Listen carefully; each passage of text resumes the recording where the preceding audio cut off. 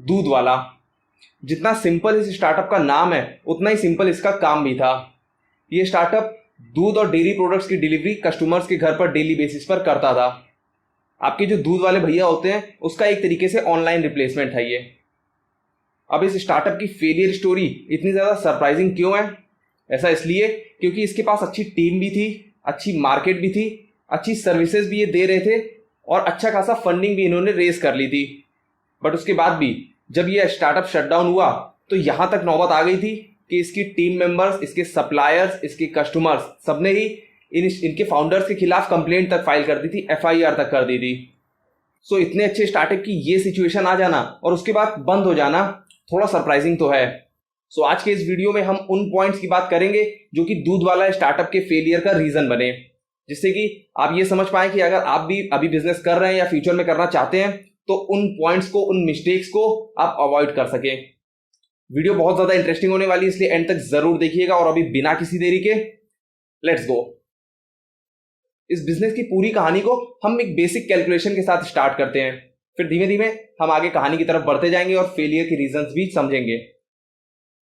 हमारे पास जो पैकेट वाला दूध आता है वो लगभग 56 से 58 रुपीज पर लीटर के हिसाब से मिलता है। हम मान के चलते हैं 56 रुपीज पर लीटर। अब उसमें हालांकि मेरे एक क्लोज रिलेटिव हैं जो कि ये काम करते हैं, इसलिए मुझे पता है। और नेट पे अगर आप चेक करेंगे तो उस पर भी आपको मिल जाएगा कि इसमें 1.5 से 2 रुपए के बीच का मार्जिन जो वेंडर्स होते हैं वो कमा पाते हैं। हम उसमें भी 2 रुपए मान के चलते हैं, हम मैक्स लेके चलते हैं। उसके बाद हम मान के चलते हैं कि इतना ही मार्जिन डिस्ट्रीब्यूटर को भी मिलता है, क्योंकि नेट पे ये भी लिखा हुआ है। तो 2 रुपए प्लस 2 रुपए 4 रुपए। अगर हम वेंडर की बात करें, जो दूध वाले भैया होते हैं, अगर हम उनके थ्रू दूध लेते हैं जो चट्टे बट्टे से आता है, तो वो हमें पड़ता है कुछ 55-56 के आसपास। उसमें भी हम मान के चलते हैं 56 का ही पड़ता है। अब उसमें भी मैंने अपने वेंडर से बात करी थी रिसर्च करने के लिए, तो उसने मुझे बताया था लगभग 1.5 रुपए के आसपास उसको पर लीटर के हिसाब से मिलता है। मैं मान के चलता हूँ वो मेरे से झूठ बोल रहा है, मैं 2 रुपए मान के चलता हूँ, इस पे भी मैक्स में लेके चल रहा हूँ। उसके बाद वो जहां से माल उठाता है, यानी कि गांव के जो चट्टे वाले होंगे मेन, वो आके डेयरी तक प्रोडक्ट देते हैं, दूध वगैरह, तो मैं मान के चल रहा हूँ 2 रुपए उनका भी मार्जिन रहता है। टोटल मार्जिन यहाँ भी हो गया 4 रुपए। तो अब दूध वाला जो स्टार्टअप है वो अगर चाहे तो पैकेट वाले दूध उठाए या वेंडर से उसने टाई अप कर रखा हुआ है तो मार्केट से दूध उठाता है। कहीं से भी वो दूध उठाए उसको 4-4 रुपए का मार्जिन दोनों तरफ मिल पाएगा। अब मैं मानता हूं कि इन्होंने अगर अमूल, मदर डेयरी जैसी किसी कंपनी से उठा रहा है पैकेट दूध, तो वहां पर इकोनॉमी ऑफ स्केल में ये लोग खेलते हैं तो ज्यादा क्वांटिटी में स्टॉक करेंगे।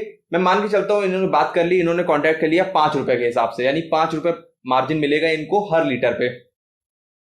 मैं मान के चल रहा हूं कि अगर ये वेंडर से भी उठा रहे हैं तो भी इन्होंने ऐसा कुछ कॉन्ट्रैक्ट अपना बना लिया और उसके बाद 5 रुपए मार्जिन भी अगर मैक्स टू मैक्स इनको मिलने लगा हर लीटर पे, उसके हिसाब से हम अपनी कैलकुलेशन को आगे बढ़ाते हैं। मेरे घर में एवरेज दूध यूज होता है 2 लीटर, और एवरेज जो है इंडियन फैमिलीज का, अगर 4 से 5 लोगों की फैमिली है तो 2 लीटर ही एवरेज दूध यूज होता है। जिसकी फैमिली छोटी छोटी है उसके यहाँ 1-1.5 लीटर भी हो सकता है, जिसकी फैमिली बड़ी है उसके यहाँ ज्यादा भी, बट हम एवरेज के लिए 2 लीटर मान के चलते हैं। तो 2 लीटर दूध महीने के 30 दिन आएगा तो टोटल हो गया 60 लीटर, और पर लीटर पे 5 रुपए का मार्जिन अगर इनको मिलता है तो हो गया महीने का 300 रुपए एक फैमिली से, एक कस्टमर से, एक घर से 300 रुपए ये कमाते हैं। उसके बाद इनको डिलीवरी करनी होती है, तो डिलीवरी में हाइपर लोकल वाले हालांकि 10-11 रुपए में भी डिलीवरी कर देते हैं। तो मैं मान के चल रहा हूं अगर 8 रुपए में डिलीवरी करते हैं, या मैं मान के चलता हूं 6 रुपए में अगर डिलीवरी करते हैं, तो 6 रुपए के हिसाब से 30 दिन तक डिलीवरी करने के 180 रुपए, यानी एक घर से एक महीने में ये 300 रुपए निकाल पा रहे हैं और 180 रुपए इनके डिलीवरी में जा रहे हैं, यानी कि 120 रुपए पर घर से बच रहे हैं इनके। अब इसके बाद हालांकि कंपनी बंद हो चुकी है तो इसलिए कोई भी ऑफिशियल डेटा तो अब इंटरनेट पे अवेलेबल नहीं है, बट लास्ट ऑफिशियल डेटा के अकॉर्डिंग इनके 30,000 मंथली एक्टिव यूजर्स थे। तो हम मान के चलते हैं इनके 30,000 ही थे, हालांकि मुझे तो ज्यादा ही लग रहे हैं, बट हम मान के चलते हैं इनके 30,000 थे। अब 30,000 पे ये एक फैमिली से 300 रुपए कमाते थे, यानी कि इनका मंथली रेवेन्यू लमसम बनता था 300 इंटू 30,000, यानी कि 90 लाख के आसपास। इसके बाद 180 रुपए इनके खर्च हो जाते थे, यानी इनका मंथली एक्सपेंस जो ये मोटा मोटा बनता था केवल डिलीवरी वाला, वो बनता है 30 इंटू 180, 5,40,000, 5.5 लाख के आसपास। अब इनके पास जो इसमें से बचा हुआ है प्रॉफिट वो हो जाता है 36 लाख का। अब 36 लाख में ही इनको अपनी ऑफिस का रेंट वगैरह भी देना है, एक्सपेंसेस भी ऑफिस के बियर करने हैं, एम्प्लॉयज की सैलरी भी देनी है और सबसे बड़ा जो मार्केटिंग का एक्सपेंस होना है वो भी देना है। अब यहीं पर हमें इनके बिजनेस मॉडल की कमियां नजर आने लगी हैं। इसके बाद कहानी को अगर और आगे बढ़ाएं तो अब बात आती है सीएसी यानी कस्टमर एक्विजिशन कॉस्ट की। सीएसी मतलब होता है कि किसी भी अननोन कस्टमर को आप जब अपने ऐप पर लेके आते हैं, अपने प्लेटफॉर्म पर लेके आते हैं, तो उसके लिए आप कितने रुपए खर्च करते हैं। अब दूध वाला स्टार्टअप कस्टमर को एक्वायर करने के लिए, अपने प्लेटफॉर्म पर लाने के लिए बहुत ज्यादा पैसे खर्च करने लगे थे। ये कभी कभी स्टार्टिंग में एक हफ्ते का दूध फ्री में ही डिलीवर करते थे, यानी पूरी तरीके से फ्री में ही। कभी कभी 500 रुपए का ऑफ दे देते थे, रजिस्ट्रेशन बोनस। तो इस तरीके के कई सारे बोनसेस ये अपने कस्टमर्स को देते थे, जिससे कि वो उनको रिटेन कर पाए, अपने प्लेटफॉर्म पर लाके उनको रिटेन कर पाए लंबे समय तक। बट ये 500-600 की कॉस्टिंग सीएसी के लिए बहुत ज्यादा होती है, और वो भी तब जब आप एक लो मार्जिन गेम खेल रहे हो। इसके बाद इनकी वेबसाइट पर कई बार ऐसे भी ऑफर आते थे कि अगर आप वेबसाइट से ना होके ऐप डाउनलोड करते हैं और ऐप के थ्रू ऑर्डर करते हैं तो आपको 150 रुपए के डिस्काउंट्स मिल जाएंगे। कई तरीके की स्कीम्स और डिस्काउंट ऑफर वगैरह ये अपनी कस्टमर्स को देते रहते थे। बट ये चीजें भी अल्टीमेटली इनके लिए लॉस मेकिंग होने लगी। कैसे, वो मैं आगे अभी आपको समझाऊंगा। सो इस तरीके से 30,000 लोगों को अपने प्लेटफॉर्म पर लाने के लिए आप इमेजिन कर सकते हैं कि इनकी कितनी कॉस्टिंग आई होगी। हालांकि कई सारे लोग ये भी बोलेंगे कि 30,000 लोग जब एक बार प्लेटफॉर्म पे आ गए तो कई सारे उनके रिपीट कस्टमर्स भी तो हो गए होंगे। वो 30,000 लोग नेक्स्ट मंथ रिपीट कस्टमर्स ही तो बनेंगे। बट आप मुझे एक चीज बताओ, इंडियन लोगों की मेंटेलिटी मैं आपको समझाता हूं। और इंडिया प्राइस सेंसिटिव मार्केट है, तो ये मेंटेलिटी सभी की बनी हुई है। आप और मैं इससे बहुत अच्छी तरीके से रिलेट कर पाएंगे। जब कोई स्टार्टअप या कोई भी कंपनी आपको इतने अच्छे ऑफर्स, डिस्काउंट्स वगैरह दे रही है, तो आप क्या एक हफ्ता उसकी सर्विसेज को यूज करने के बाद अगले हफ्ते उसका सब्सक्रिप्शन लोगे, उसका प्लान लोगे? आप नहीं लोगे। आप एक हफ्ते पहले उसकी सर्विसेज को यूज करोगे, देन नेक्स्ट वीक आप दूसरी आईडी बनाओगे, अपने घर वाले का, अपने मम्मी पापा का नंबर डालोगे और एक हफ्ता अगेन सर्विसेज लोगे। देन थर्ड वीक आप अगेन एक आईडी बनाओगे और आप अगेन वो सर्विसेज लोगे, तब तक जब तक आपके सारे नंबर्स उसमें यूज ना हो जाएं। और उसके बाद भी ये अकेली कंपनी नहीं है जो मार्केट में एग्जिस्ट कर रही है। हालांकि अगर ये केवल मिल्क और डेयरी प्रोडक्ट्स की नीश को टारगेट करके रखती, अगर केवल उसी में अपना ध्यान देती, उसी पर फोकस करती, तो हो सकता है ये अपनी एक कॉम्पिटिटिव एज बना पाती।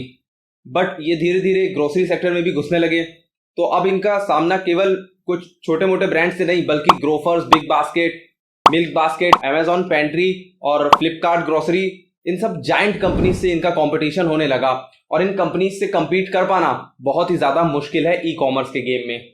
हालांकि उस टाइम भी इन्होंने ध्यान नहीं दिया, और क्योंकि इनको लग रहा था कि इनको नेक्स्ट राउंड ऑफ फंडिंग भी मिल जाएगा।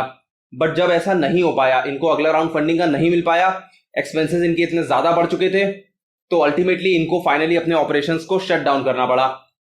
इन्होंने सारे ऑपरेशंस बंद कर दिए जिससे कि अपने एक्सपेंसेस को रोक पाए। बट उसके भी अलावा भी इनके कई सारे लॉसेस हो चुके थे, जिसकी वजह से ना ये अपने सप्लायर्स को ठीक से पे कर पाए, ना अपने एम्प्लॉयज को और ना अपने कस्टमर्स को। और इसीलिए इनके खिलाफ इतनी सारी कंप्लेंट्स भी फाइल होने लगी। सो ये थी दूध वाला स्टार्टअप की पूरी कहानी।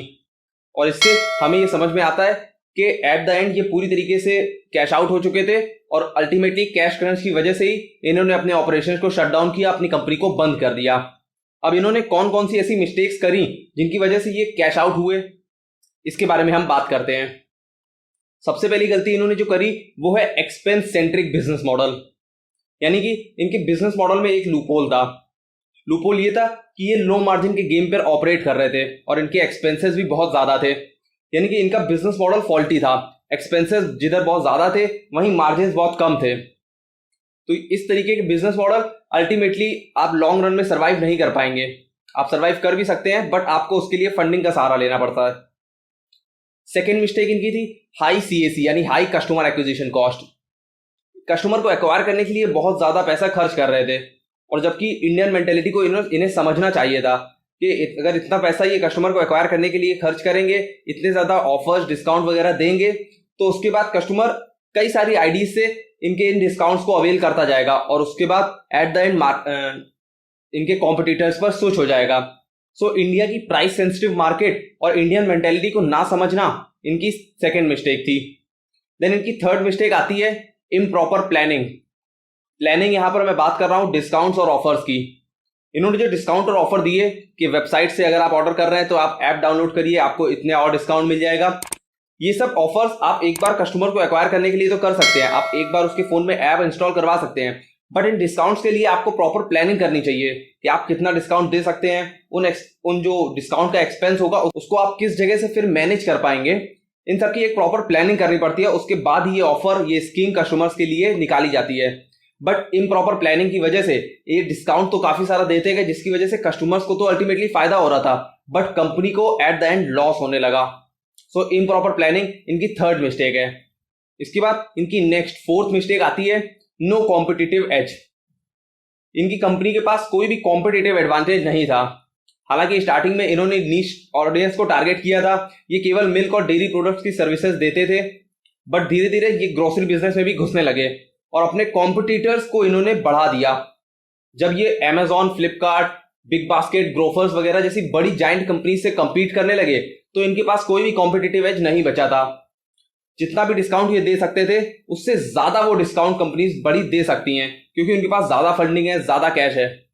इसलिए इनके पास कोई भी कॉम्पिटिटिव एडवांटेज नहीं था, जिसकी वजह से कस्टमर इनके पास आए, ना कि बिग बास्केट या और किसी अदर कॉम्पिटिटर्स के पास। देन इनकी fifth, last but not the least mistake आती है डिपेंडेंसी ऑन फंडिंग। इन्होंने अपने बिजनेस को पूरी तरीके से फंडिंग पर डिपेंडेंट बना लिया था। एक बार फंडिंग रेस करने के बाद इन्होंने ऑफर्स, डिस्काउंट, कस्टमर को एक्वायर करने की कॉस्टिंग, इस तरीके के कई सारे एक्सपेंसेस बढ़ा लिए थे और इसके बाद ये पूरी तरीके से फंडिंग पर ही डिपेंडेंट हो गए थे। और जब अल्टीमेटली इनको नेक्स्ट राउंड में फंडिंग नहीं मिल पाई तो ये पूरी तरीके से कैश आउट हो गए। इवन इन्होंने जो माल उधार पर ले रखा था उसके पैसे भी ये नहीं चुका पाए, क्योंकि ये पूरी तरीके से फंडिंग पर डिपेंडेंट हो गए थे। और ये भी कई सारे बिजनेसेस गलती करते हैं। आपको अपने बिजनेस को पहले प्रॉफिटेबल निकालना होता है और उसके बाद फंडिंग रेस करके उसको और ग्रो करना होता है। बट जब आप केवल फंडिंग पर ही डिपेंडेंट होके अपने बिजनेस को ग्रो करने के सपने देखते हैं तो उसके बाद अल्टीमेटली इस तरीके की चीजें ही होती हैं और कैश क्रंच की वजह से कई सारे बिजनेसेस फेल हो जाते हैं। सो ये थी दूध वाला स्टार्टअप की पूरी कहानी। अगर आपने पहले कहानी को अच्छे से समझा होगा तो आपको ये सभी पॉइंट्स एक एक करके समझ में आ गए होंगे। आई होप आपको ये वीडियो पसंद आया और बहुत सारी नई चीजें जानने और सीखने को मिली हो। अगर आपको वीडियो पसंद आया तो इस वीडियो को लाइक करें। अगर किसी भी तरह की कोई क्वेरी है देन आप मुझसे नीचे कमेंट सेक्शन में पूछ सकते हैं। शेयर करिए इस वीडियो को उन लोगों के साथ जो स्टार्टअप, बिजनेस और एंटरप्रेन्योरशिप वगैरह में इंटरेस्टेड है। और अगर आप फ्यूचर में और भी ऐसे इंटेलेक्चुअल वीडियोस देखना चाहते हैं देन चैनल को जरूर सब्सक्राइब कर लीजिए और बेल आइकन दबाकर हमारी यूट्यूब फैमिली से जुड़ जाइए और हो जाइए upgrade. And at last, thank you.